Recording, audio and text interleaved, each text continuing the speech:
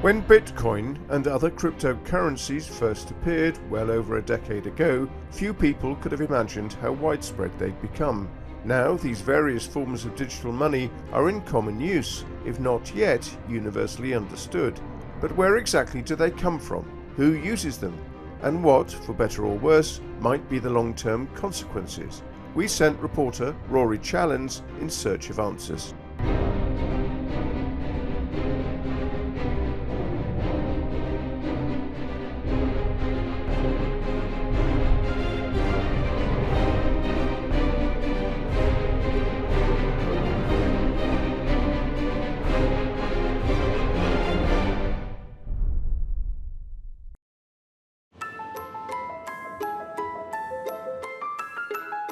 In the new world of cryptocurrencies, money's got strange. The 13 years since Bitcoin's creation have been a roller coaster ride.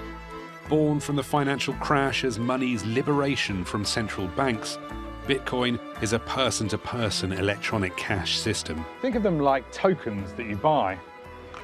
Thank you very much. Now, of course, this is just a prop. Cryptocurrencies are purely digital, and we access them in a digital wallet. We can send them anywhere in the world in a flash. If a business accepts it, you can buy goods and services. Do you accept Bitcoin? It's built on the blockchain, a decentralized database of transactions that's transparent and secure. But Bitcoin can get pretty wild. Cryptocurrencies have no controller except the market. People have made fortunes and lost them. Their value can go way, way, way up, or come crashing down. But where does it come from? What does it cost the planet? Is it the future of money, or is it useful as money at all? My name is Rory Challands, and I want to find out.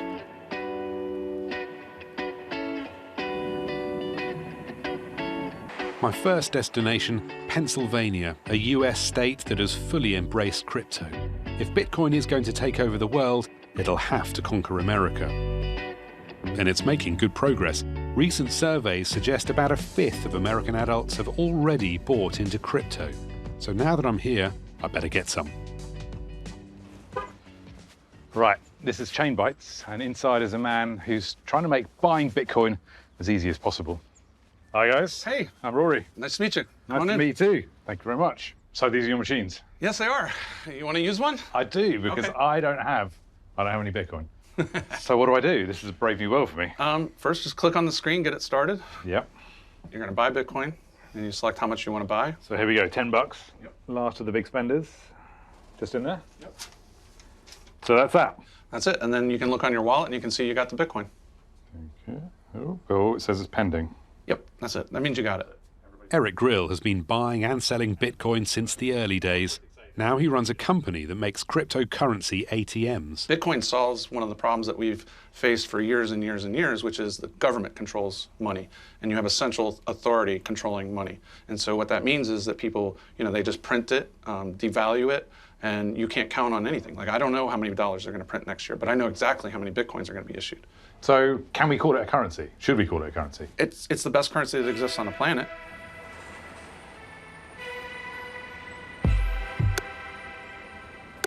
But a currency needs to be spendable, and I'm going to put this to the test. Philly is supposedly one of the most crypto-friendly places in the States. The mayor's talking about the city having its own digital coin. The basketball team is sponsored by Crypto.com. So using my new Bitcoin here should be easy. I check out CoinMap, a website that says it shows every business in the world that takes Bitcoin.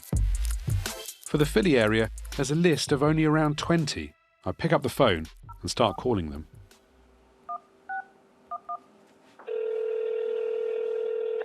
John says, can I help you? Oh, hello there. Good afternoon. Do you accept Bitcoin as payment? No. You don't? No. All right. Thank you very much. Cheers. Bye. As we move through the list, a similar story. Not going well. Do you guys accept Bitcoin as payment there? No, we do not. No. Did you ever? We used to years ago. And then what happened? Why did you stop? The technology was too hard to maintain regularly, and half the staff isn't sure what Bitcoin really is, so they did not really like using it. Cheers. Yeah, no problem. Best Bye. wishes. Bye. Bitcoin's evangelists may say it's the future of money, but the vast majority of businesses listed as accepting it don't. Until... Do you guys accept Bitcoin as payment? We do. You do? They invited us down for lunch. This is the Some Pig food truck, the home, so they say, of some of the best barbecue sandwiches in town. What can I get? So we have brisket, pork, and chicken. Jessica and her partner began accepting Bitcoin in 2015 and say, unlike others, they will continue to do so. Can I pay with Bitcoin? Yes, you can. Yes. Oh, this looks amazing. Thank you very, very much. A lot of the people that were accepting Bitcoin in the city, they stopped, they saw how the cycle and how it kept fluctuating. And I think it really scared a lot of people away. But you kept at it? But we kept at it, yeah. Why? I don't know, it's just something we believe in. We just believe that crypto is the future. Do you worry at all about the security of it or whether it's a scam in any way? I worry more about the dollar than I do Bitcoin. I do believe it's going to be the currency of the world. But if it is, Bitcoin has a long way to go. Few Americans seem to be spending it. For most, it's just another investment. But where does Bitcoin come from, anyway? I'm heading into the Pennsylvania countryside to find out. When I get there, future finance is a little muddier than I'd imagined. Hi, Jeff. Hi, Nice to meet you. nice to meet you. I'm Rory. Hi, Rory. What is that noise? What you're hearing are Bitcoin miners. These are Bitcoin miners? These are the Bitcoin miners. You can see all the little fans in there. There's a little computer on each one of those fans. Jeff Campbell is the lead engineer at Stronghold Digital Mining. It has 12,000 specialized computer processors. We're looking for a 256-character long number. And everybody in the world is working on the same equation. They're all trying to find the same number. And if you get it? If you get it, you get 6.25 Bitcoin right now. And how often do you get it? Every 10 minutes, somebody in the world finds that number. This high-tech lottery serves two functions. Miners race to verify the newest transactions made everywhere on the Bitcoin network. The winner is rewarded in Bitcoin. It's an entirely digital process, and it used to be done by amateur enthusiasts on home computers. But these days, it's big business, and the US does more of it than anywhere else. Worldwide, we're going through more combinations of numbers than there are grains of sand on the earth. So you can see it's profitable if you can find that grain of sand. That's right. Those profits are pulling in bigger and bigger operators, a 21st century gold rush. But here's the catch. Bitcoin was designed on a system called proof of work. The more processors get thrown at it, the harder the algorithms become. The harder the algorithms become, the more computers are needed. It's an energy-guzzling arms race. And this is how Stronghold's operation gets its power. Their own dedicated power station. It burns fossil fuels, coal waste, with all the greenhouse gas emissions that entails. Stronghold's CEO, Greg Beard, takes me into the hissing, roaring heart of the beast.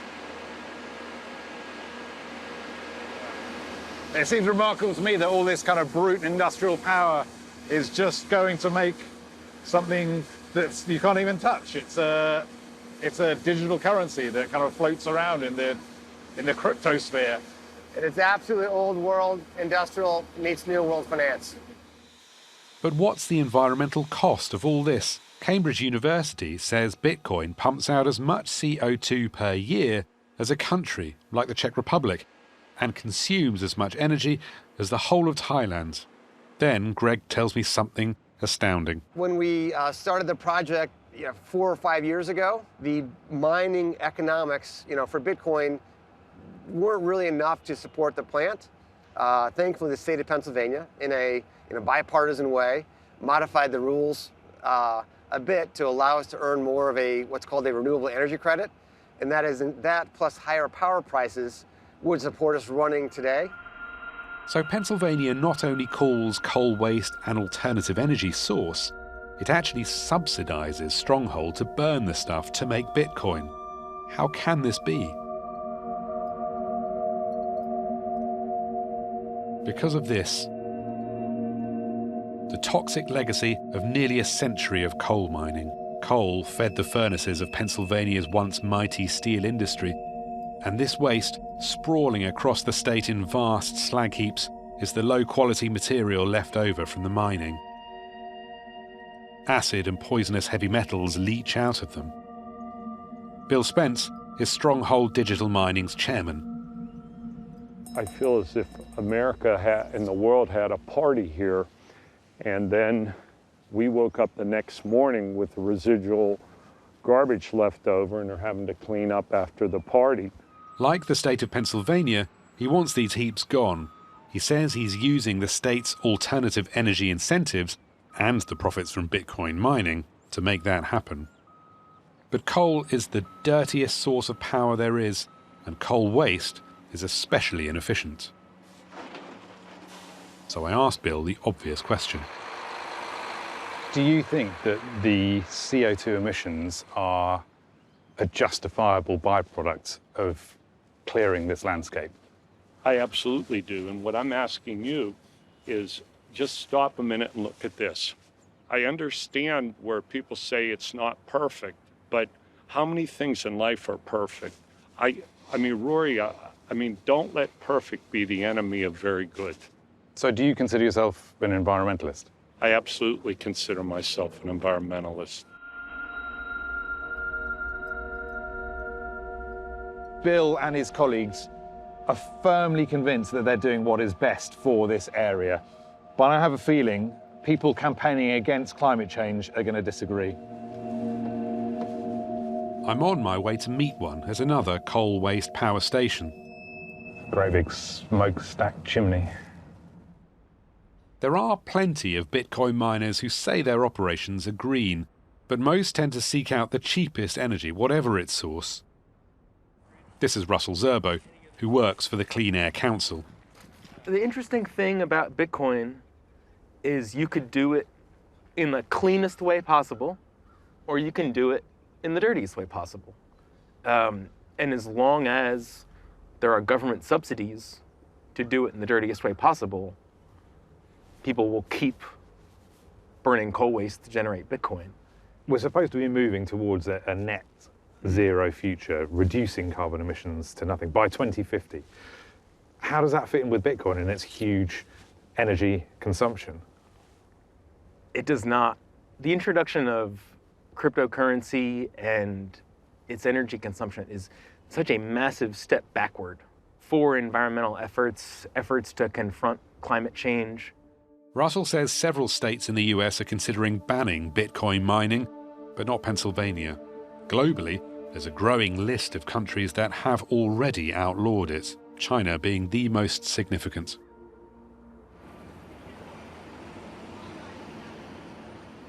One of the other things I've heard about Bitcoin, it's a haven for criminals. Crypto-linked crime surged to record levels in 2021, up 79% from the year before. I want to know what's behind this. Gervais Grigg is a former FBI agent who now works for a company investigating crypto crime. Criminals are using crypto the very same reason why the vast majority of crypto users use it, for that speed, liquidity, and cross-border nature. What are the kind of crimes that we see around crypto? They're doing everything in this virtual asset world that they were doing in the regular fiat world. Particularly scams and frauds make up the largest category of illicit use of crypto. But you don't think this actually is a problem with crypto itself? You know, there's nothing inherently evil or bad about crypto itself. It's just simply another method for value transfer. Criminals stole $14 billion in cryptocurrencies last year. Are we seeing any kind of state involvement in this?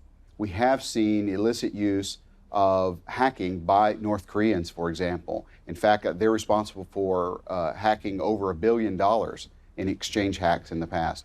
But Gervais also says the transparent nature of crypto's blockchain ledger actually gives investigators a treasure trove of data to work with. So, for example, if there was an illicit transaction where a little old lady was scammed out of her money, and she said, and I paid them in Bitcoin, well, they then can look at that transaction and see where that woman's Bitcoin went to. And from there, they can then engage the legal process to either freeze that account or seek recovery from that victim. And that's why that's so important. My next stop is London, one of the world's financial hubs. I want to see what government and central banks think of this brave new world. Easier said than done. We asked the central banks, both in the United States and here in England, to talk to us, and both of them said no. Why? Well, many central banks are undecided what to do about a technology designed to break their control of money. I've come to meet Harriet Baldwin, a British Conservative MP, a former investment banker, and a member of the Treasury Select Committee, which examines government economic policy. Do you think the central bank should be scared of cryptocurrencies? I think they're all looking at it, and I think it's going to be important to coordinate the approach amongst the developed world central banks. I think, there is also the risk that these currencies could end up being, the tulip bulbs of the 21st century. By tulip bulbs, you mean it could be a bubble? People could be buying something for way above the value that someone else will pay in the future to take it off their hands, and they could lose a lot of money in the process and end up with something that they discover is actually just lines of code and doesn't have intrinsic value because no one else will accept it as payment. Does cryptocurrency development pose a threat to financial stability? It could be potentially if it becomes a much more significant size in the world financial markets. At the moment, all the evidence we've had on the Treasury Select Committee is that it's still a very small proportion of the world's asset base. And so therefore, we've been told that it doesn't pose a threat to financial stability at this level. But what happens when a nation state does jump with both feet into this weird new world? Welcome to San Salvador, folks. This is the terminating point on our flight.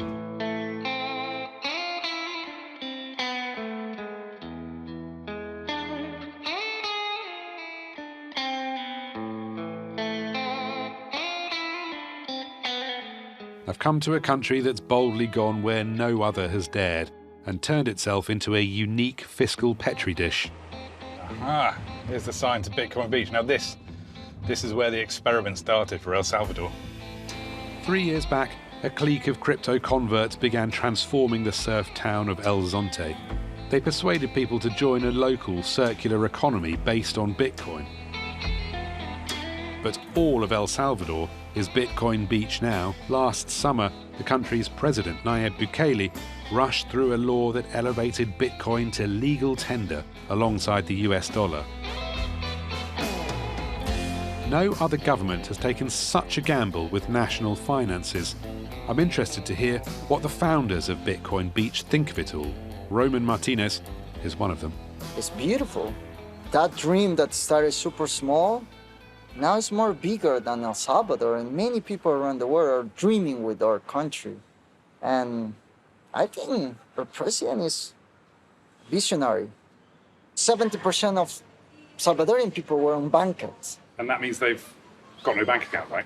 No bank account, any kind of financial service. And now, since Bitcoin arrived in our community, we start to see people saving money, people transacting digitally, people receiving and making digital payments, people buying an asset for the first time, people sending money from El Salvador to the USA, from the USA to El Salvador, because Bitcoin is the best monetary network that humanity ever had, you know? These are big claims, and I want to find out if Bitcoin really has transformed this country. Bitcoin Beach seems the obvious place to start, but at the place I stopped for lunch, crypto isn't welcome. If you're gonna pay me with money, because I want to go to the grocery store, I want to go pay my debts, I want to make sure that it's being done. So do you even consider it to be money? No. What is it? It's a fool's errand. I ask at several other places too. Some accept it, but plenty don't.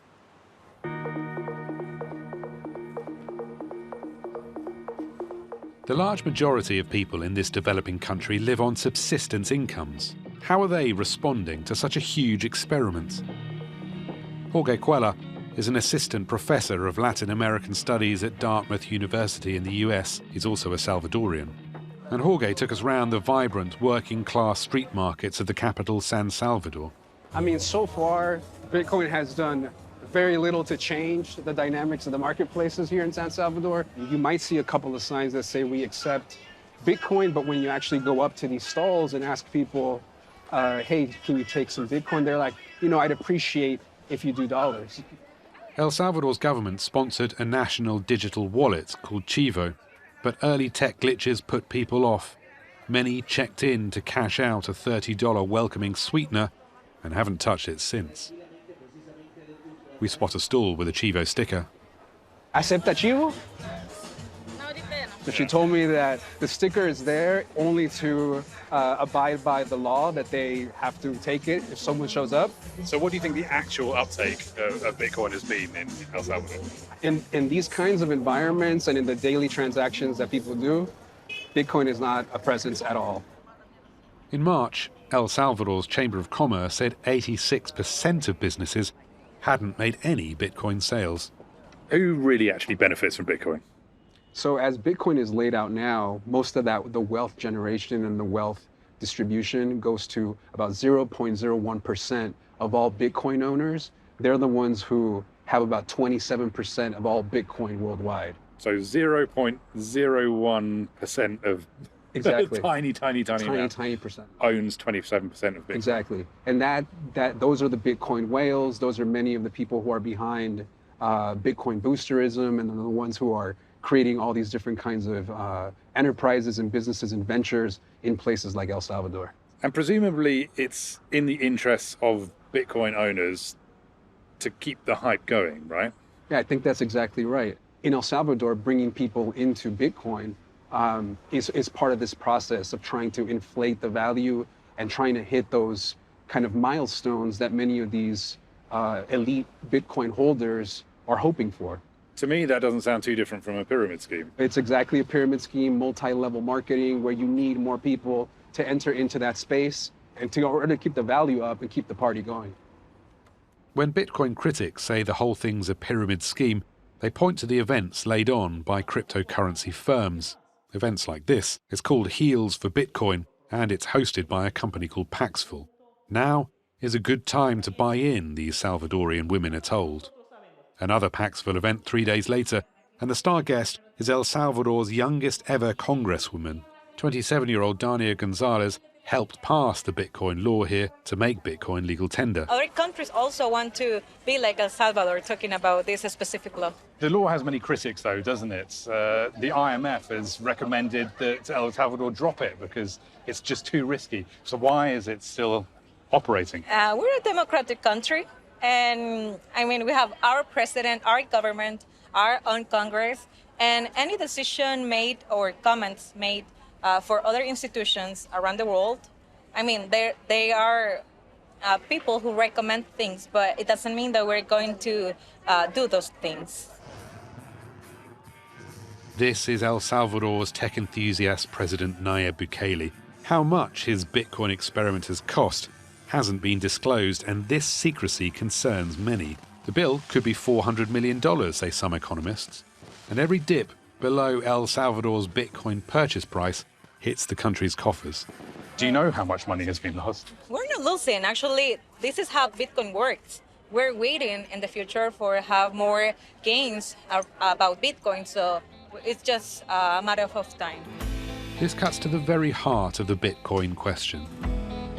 Many millions of people around the world have bought into Bitcoin, hoping to ride a wave of riches.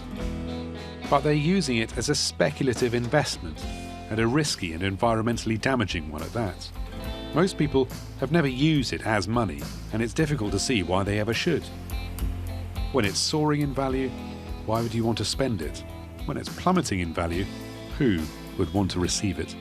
The thing that makes Bitcoin so attractive to investors, the crazy lurches in value, is the same thing that's holding it back from becoming mainstream currency.